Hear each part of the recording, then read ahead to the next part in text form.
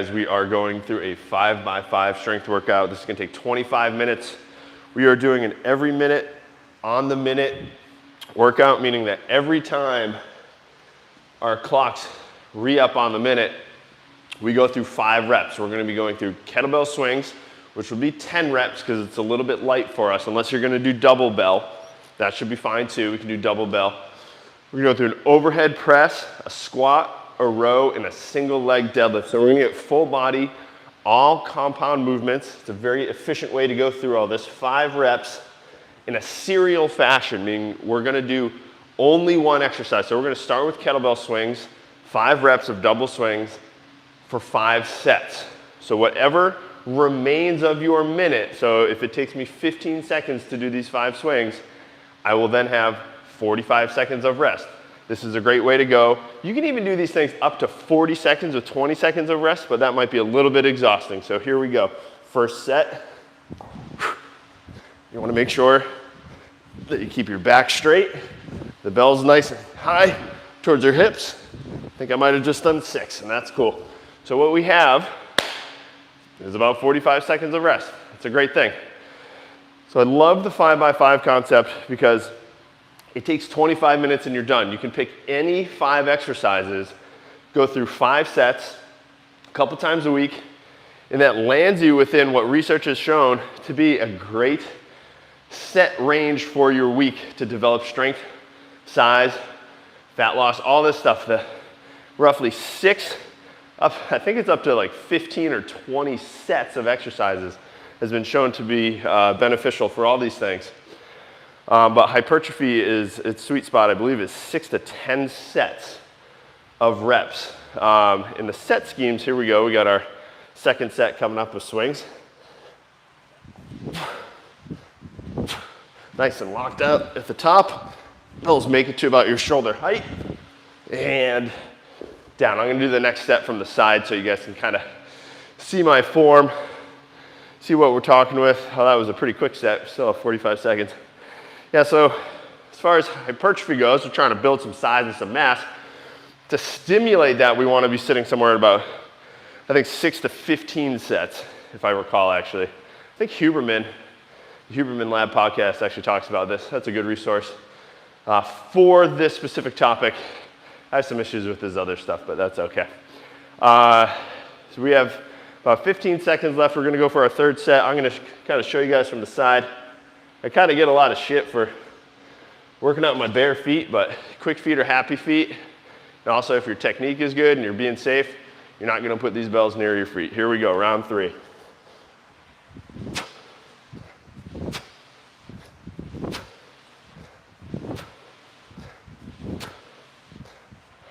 And those bells are always staying between this triangle of our knees and our crotch. We're always putting them through there. If you go any lower, we have a tendency to round our backs when we do that. And rounding your back under load is kind of controversial. We can lift efficiently without rounding our back, but there's not tons of research or support for rounding our spine under load necessarily being a bad thing in people that are living. They've looked at plenty of dead people and pig spines and show that, yeah, they break down, but as humans, we can adapt. We have our neural structures, our tendons, our ligaments, our muscles, things that are going to help support those in a dynamic, living, moving environment. Okay, so we got round 4 coming up here in 3 seconds. Back to the front view. 5 if you're doing double, 10 if you're doing single.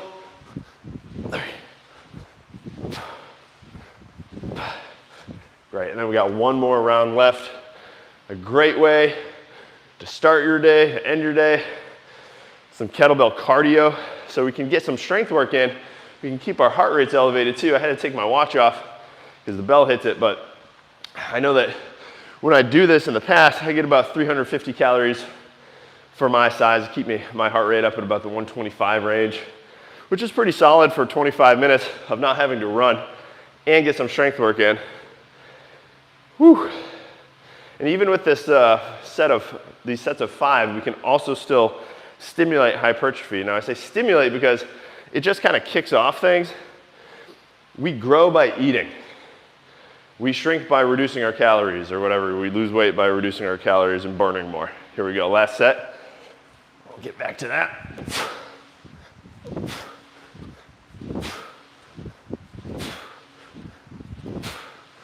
There we go. I realized I forgot to put my light on. All right, so we're moving on to overhead press.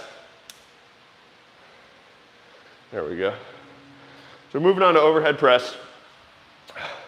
Strict press, both up at the same time. You can do an alternating press if you want to reduce your rest. Keep your heart rate going. Maybe you want to do that for a little bit more caloric burn. But to my point, every exercise is calorically negative. Always takes calories to exercise to move your body. It's not until we start eating that we reinforce either muscle growth, fat adaptations, whatever they might be. By eating less, we continue on that caloric burn into a negative. Here we go, we got 10 seconds left. Show you a couple sets from the front, a couple sets from the back. We're doing 5s, up to a clean. 1.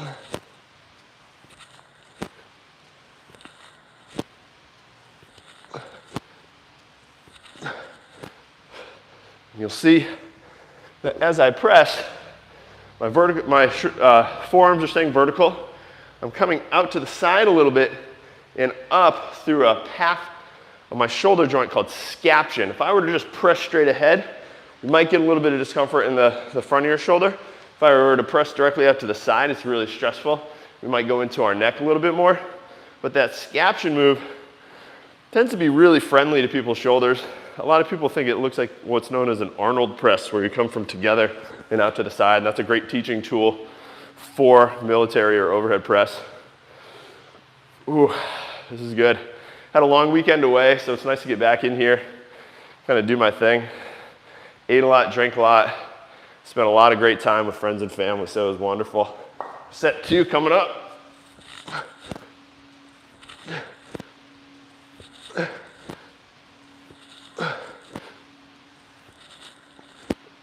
Okay, we're heading into that time of year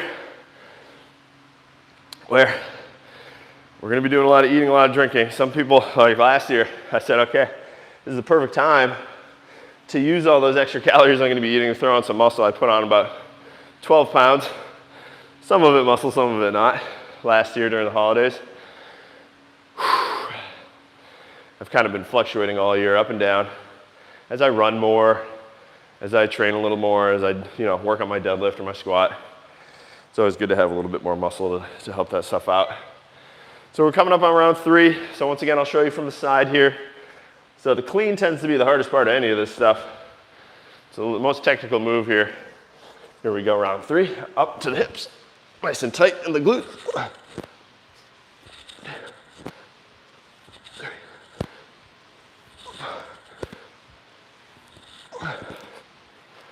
Okay, we got 2 more rounds. I can tell you there's gonna be a lot less talking during the squat round. Gets your heart rate up, nothing better. Some squats for that. So we got 2 more rounds of this left. I'm already feeling it. It's, what time is it? It's about 6 o'clock here in the morning. Been in, I did some heavy deadlifting before this, so. Whew. 20 seconds left. Shake it out, always keep moving. Don't sit, don't stare at your phone. Then you tend to miss your rest periods, which is pretty crucial to this. Want to make sure that we stay every minute on the minute. We've got 5 seconds left here. Clean these bad boys up. Then get going.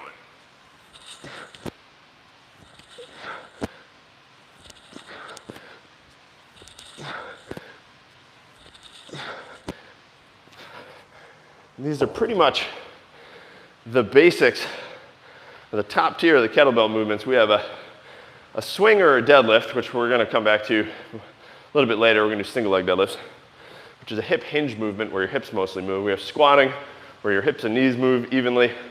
Pressing, you have an overhead press, a floor press, a bench press, that kind of thing.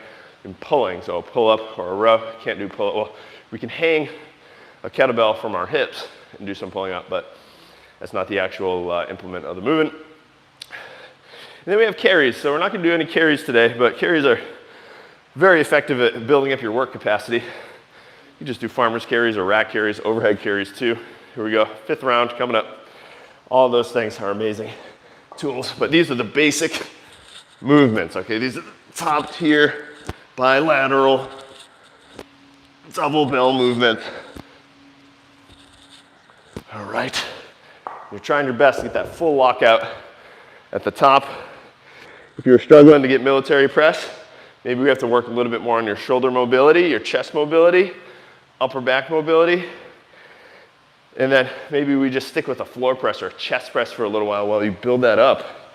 You build up that capacity to put your arm overhead. If you're really struggling to get your arm overhead, or you're leaning back, or you're pressing up in front, that's gonna make things pretty uncomfortable on your shoulder, or can make things pretty uncomfortable on your shoulder. So we're moving on to squats here. So this is where your knees and your hips move. Even them out. If you're struggling to squat, you can always elevate your heels a little bit. There's nothing wrong with that. If it lets you continue to do the movement or keep doing the movement safely. So some people use a heel wedge, some people will use lifting shoes. That's totally fine, but you gotta do whatever you can do with your allotted rest time. 1, 2, 3, 4. All right. Oh. I'll tell you this, it's gonna get my heart rate going. Oh man. It's nice and cool in the gym today, 55 degrees when I got in. Oh, we're definitely in the thick of winter here in Southern California. I think it was like 50 degrees outside. Not so bad when you look at the rest of the country. So we've got second set of squats coming up. You wanna stay tight through your trunk. It's gonna give you the best shot at staying upright, which keeps your center of mass over your base of support, which means it's easier to push yourself back up. We're not gonna leak as much power that way. And the front squat, or kettlebell front squat, is a great way to do that. I'll show you guys again from the side on my third set. All right. Whew. 45 seconds. Sweet spot. Whew. So after squats, we're gonna do some bent over rows.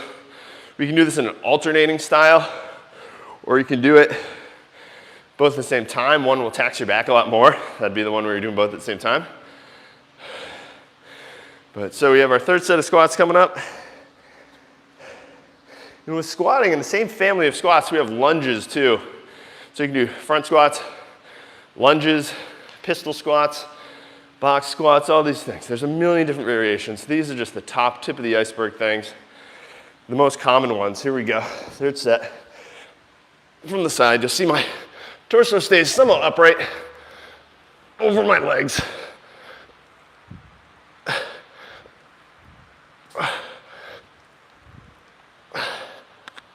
Okay. And so, once again, there's also, just like spinal flexion, there's an argument as to whether or not knees come together is necessarily bad. It's kind of whatever lets you push the most amount of weight safely. There's not really a ton of high quality research that stands up over time that says that that's necessarily bad or leads to more ACL injuries or more arthritis or anything like that. Whew, told you, squat's gonna make me go heavy, breathe heavy. But if you can move that weight really efficiently without losing any power or movement in your legs, you can just piston up and down. I'd say try to shoot for that standard. But if you have to let your knees come in to struggle maybe on the last sets when you're more fatigued, that's also okay. I'm not promoting it, I'm just saying it's okay. 2, 3, 4, 5. Okay, got one more set left. Starting to sweat bullets. It's a good thing, it's the whole point, right? Break a sweat almost every day. Whew. It's coming up on our 15th minute here. Should be feeling pretty good by now. We only have 10 minutes left after that, 10 rounds. That's light at the end of the tunnel stuff. That feels good. One more set of squats, then we got our bent over rows. And when picking a bell, I actually put a video out there on how to find your 8 rep max if you want to use a bell. Then we have an 8 rep max for our weakest lift, which is usually our overhead press. So you want to kind of use that overhead press weight, and there's nothing that says you can't use a bunch of different weights for the 5x5. You could have a bunch of different kettlebells or dumbbells kind of sitting here. You just got to have them handy. Okay, that's our 5th set. So you can have a bunch of weights. If you know that your swing and your squat and your press are all different weights, gather them around. Just make sure you're safe. Keep them away from your feet. And you got, with me, I have 45 seconds. I could run and grab other weights. But I have a general weight. This is roughly my 8 rep max, my overhead press. It's probably a little bit light in those regards. It's probably a little light on my squat. It's plenty hard. It's fine. Close counts on these. For me, my goal is to get my heart rate going. I want to keep my weight down during this holiday season this year. I'm not trying to gain weight. I'm actually going to try to cut weight because I'm planning to run a marathon. All right, so we're doing a bent over row. Excuse me, hold that thought. So you have both weights right in front of you. Overhand grip, underhand grip. Doesn't actually matter. Or neutral. Or supinated. 4.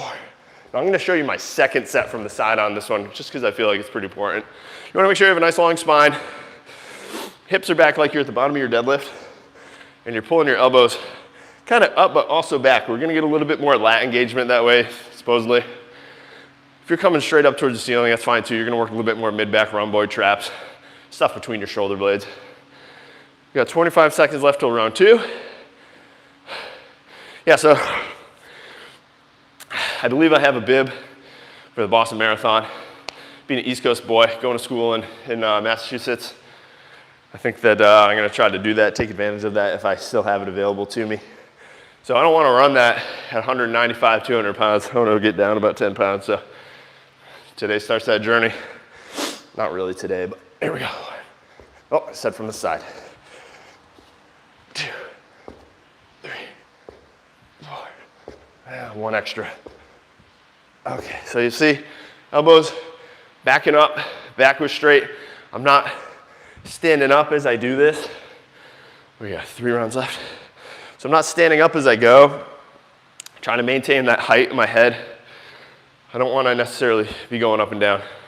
It's just extraneous movement. It's not efficient. I want all my effort going into moving these bells, not moving my body so much. We got 20 seconds left till round 3. I swear, these just fly by so fast when you do these. 25 minutes, that's it. As far as a warm-up goes, I told you I did some heavy deadlifting. Had an empty bar, just started stacking little plates on. As I went, we got 5 seconds left. Come back to that thought. Here we go. Hips are back. Elbows are coming up. 2, 3, 4, 5. All right, that was round 3. Go for a little jog. Do some stretches. Maybe you have some exercises from a therapist that you need to do. Just get your body warm. It shouldn't take more than 5 minutes. You shouldn't have to chew up a huge part of your day to do a 25-minute workout. You should be in and out of the gym any given time, 45 minutes to an hour max.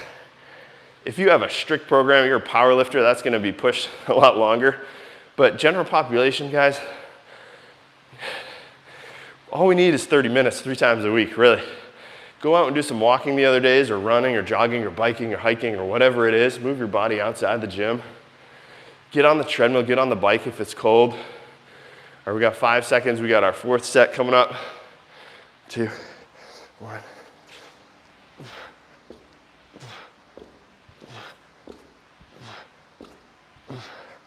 All right, 1 more set. But we're not supposed to just be in the gym pounding away. I know CrossFit gets knocked quite a bit, but when CrossFit started, guys were in and out of the gym in 20 minutes. They were burning a tremendous amount of calories because they were working really, really hard.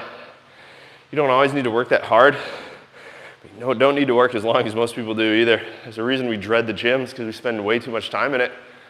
I come in the mornings, I work out for my 45 minutes, I'm done. As most of us should. Get on, and here's 2 weights, 25 minutes for these. So we got our 5th round of rows, And we're doing single leg deadlifts, and because we're doing single leg deadlifts, we're gonna do 5 on each side. Our rest period is gonna be crunched a little bit more. However, the deadlift is such a strong movement that even with this weight and doing single leg, that rest is gonna seem very, very sufficient. 2, 3, 4, 5. And we can use this stuff, like I said, for endurance work too. I think that Andy Galpin, researcher, I think he's in Cal State Fullerton, he's like the guru of all things exercise phys. He talks about how you can gain cardiovascular endurance benefits from anywhere from like a 1 to 3 ratio, so like a 10-second of work, 30-second of rest ratio, all the way down to a 2 to 1 ratio. So that'd be a 20 seconds of work, 10 seconds of rest ratio. And so you could do, like I said, you could do 40 seconds of work if you really wanted. Say your weight is just so light that 5 reps is nothing, and you don't have anything else available. Go for time, go for 40 seconds. See how many reps you can get in. But when we do these single leg deadlifts here in 5 seconds, you'll see this is only gonna take about 25 seconds. So back leg stays straight, you're up. Touch the bells if you can. It's okay if you don't, do more like an RDL style. 4, 5, all the way down. Switch your feet. 1, 2, 3, 4, and 5. Look at that, 25 seconds on the dot. So we got 35 seconds of rest. Felt pretty good. Keeping that back leg straight is gonna give you a little emphasis on keeping your low back straight. We talked about before. It's the most efficient way to move it. You use as little energy moving your back or stabilizing your back if you just keep it in that position. You don't have to worry about the potential of if there is or isn't damaging effects of a rounded spine with load. If you just keep it straight. All right, but know, here we go, that when you're living your life throughout your day, you're gonna have to bend your spine. It's actually even bending right now with these deadlifts. It's just hard to perceive because of our glutes, because of our low back muscles and adipose fat tissue. I think I got one left. 5. 1, 2, 3, 4, 5. All right. 3 rounds left and we're all done. Flying today. This is the good stuff. Make sure you have some water close by too. Mine's just too far away to go get.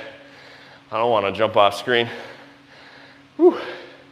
15 seconds left till round 3 of this great 5x5, 25-minute kettlebell full body workout. All right, we got 5 seconds. Here we go. 1, 2, 3, 4, 5. 1, 2, 3. And if maybe the weights that you're pressing overhead are a little heavy for your single leg deadlift, just use one weight. You can use it in the same side or the opposite side of your stance leg. Opposite side is harder. Same side as that standing leg is easier. That's the easier version. So if you're really struggling with your balance, try that one bell on the same side as your standing leg.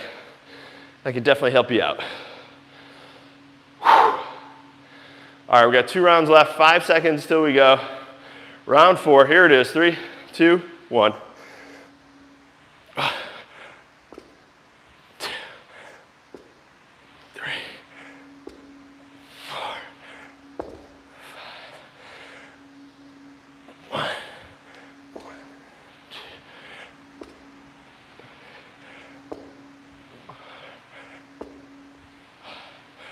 I think I maybe missed a rep in there.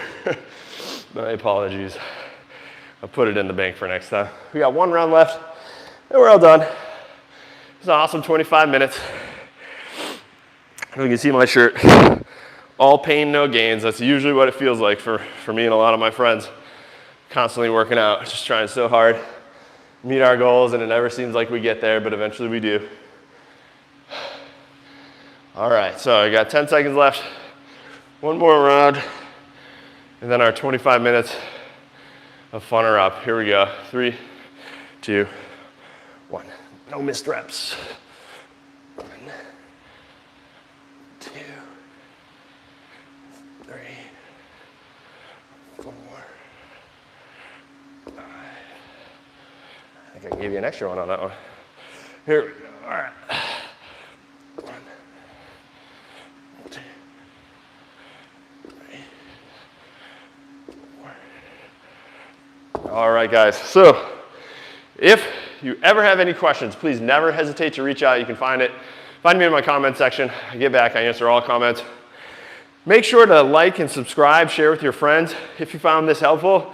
If you enjoyed this style of workout, I also have a 5x5 program. It's a 5-week-long program consisting of all exercises like this, 5x5, 5 days a week. So if you don't want to have to put these workouts together for yourself, I'm your guy, okay? So my name is Dr. Mike Scott. I'm a physical therapist in Los Angeles.